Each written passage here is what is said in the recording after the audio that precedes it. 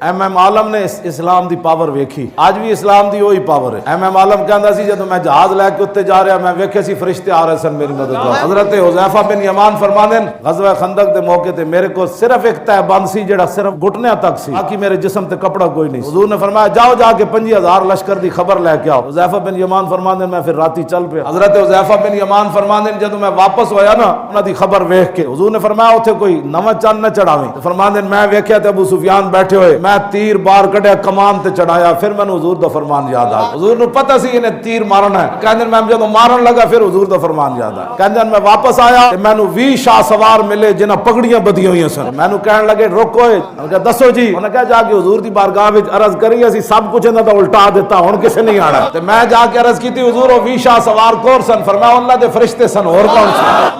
आना फरिश्ते ही होंदा, लेकिन नारा या रसूलुल्लाह दा लगेगा ते फरिश्ते आने।